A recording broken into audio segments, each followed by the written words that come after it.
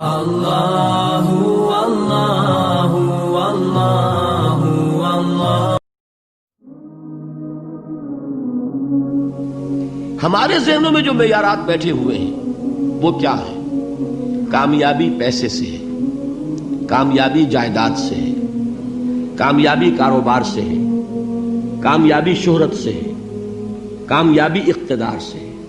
یہ معیارات ہیں۔ جو جتنا دولت مند اتنا کامیاب، جو جتنا مشہور اتنا کامیاب، جو جتنا پاپولر اتنا کامیاب، جو حکومت پر پہنچ گیا کامیاب، جس نے بڑا کاروبار جما لیا کامیاب، جس نے بہت جائیداد بنا لی کامیاب۔ یہی ہے اصل میں ساری بس کی گانٹھ۔ جو تصور کامیابی کا ہوگا اسی کے مطابق آپ کی بھاگ دوڑ ہوگی، اسی کے لیے جد و جہد ہوگی، اسی کے لیے توانائیاں صرف ہوں گی، اسی کے لیے دن رات کی مشقت ہوگی۔ یہ ہے اصل شے جس کی یہاں نفی ہو رہی ہے۔ کامیابی دولت سے نہیں، کامیابی شہرت سے نہیں، کامیابی اقتدار اور طاقت اور حکومت سے نہیں، بلکہ کامیابی ہے ایمان سے، عمل صالح سے، تواصی بالحق سے، تواصی بالصبر سے۔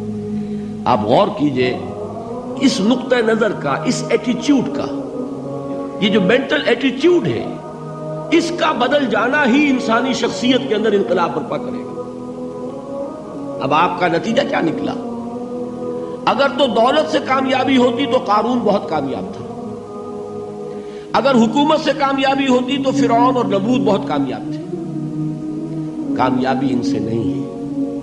کامیابی انسان دولت میں قارون کی دولت تک پہنچ جائے اور دنیا میں دبدبہ اور اقتدار اور سلطنت اور حکومت کے اعتبار سے وہ نمرود اور فرعون کا مقام حاصل کر لے، وہ ناکام ہے، خائب ہے، خاسر ہے، برباد ہے۔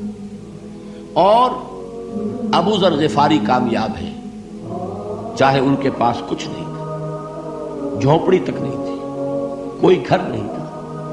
حضور نے فرمایا ہے اللہ کے کچھ بندے ایسے ہوتے ہیں جو کسی محفل میں جانا چاہیں تو انہیں اجازت نہ ملے، جو کہیں اگر رشتہ کرنا چاہے کوئی ان سے رشتہ کرنے کو تیار نہ ہو، کہیں کوئی سفارش کرنا چاہے تو ان کی کوئی بات ہی نہ سنے۔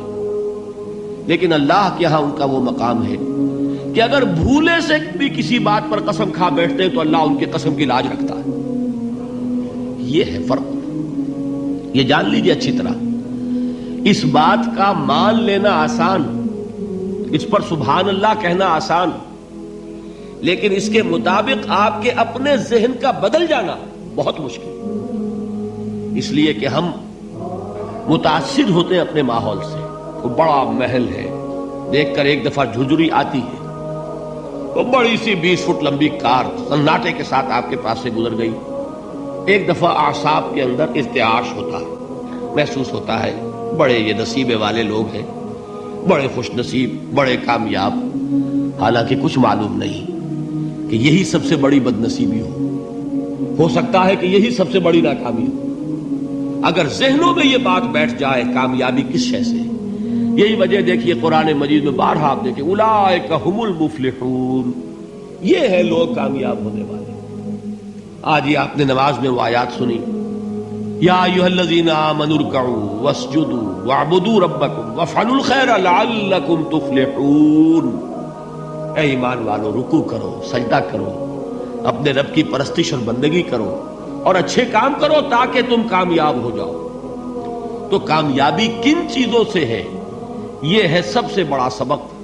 یہ ہمارے دل میں اگر بات بیٹھ جائے، ٹھک جائے، تو زندگی بدل جائے گی، صبح و شام بدل جائیں گے، نقشے بدل جائیں گے، بھاگ دوڑ کا رنگ بدل جائے گا، ویلیو سٹرکچر بدل جائے گا۔ آج وہ ایک چیز نہایت اہم نظر آ رہی ہے، کل نہایت غیر اہم نظر آئے گی۔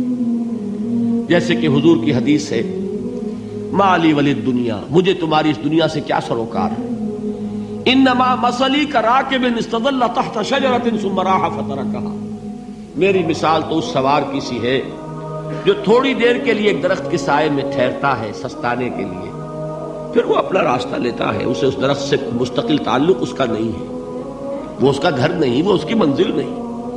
اسی طرح یہ دنیا میرا گھر نہیں ہے۔ اب دیکھیے ہم کہتے ہیں انا للہ و انا الیہ راجعون، ہم تو مسافر ہیں، ہم اللہ کے پاس سے آئے، اللہ کی طرف ہمیں لوٹ جانا ہے۔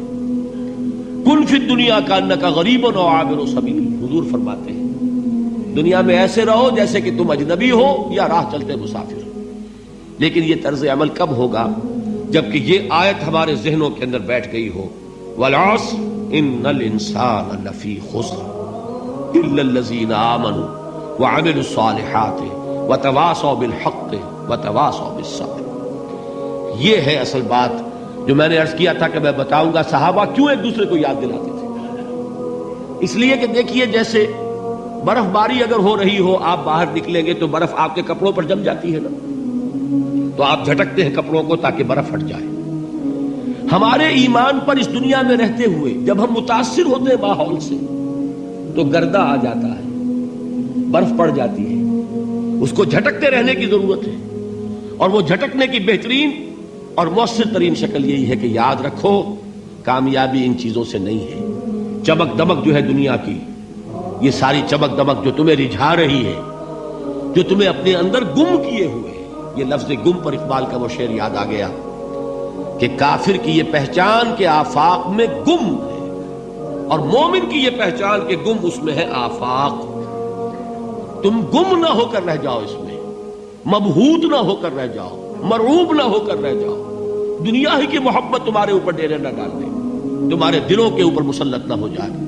لہذا تازہ کرتے رہا کرو، والعصر ان الانسان لفی خسر الا الذین آمنوا وعملوا الصالحات وتواصوا بالحق وتواصوا بالصبر۔ پھر یاد کر لو، پھر تازہ کر لو اپنے اس یقین کو کہ کامیابی دولت سے نہیں، کامیابی ثروت سے نہیں، کامیابی اقتدار سے نہیں، کامیابی شہرت سے نہیں، کامیابی جائیداد سے نہیں، کامیابی ہے ایمان سے، کامیابی ہے عمل صالح سے، کامیابی ہے تواصی بالحق سے، کامیابی ہے تواصی بالصبر سے۔ یہ چار چیزیں ہیں کہ جو کامیابی کے لوازم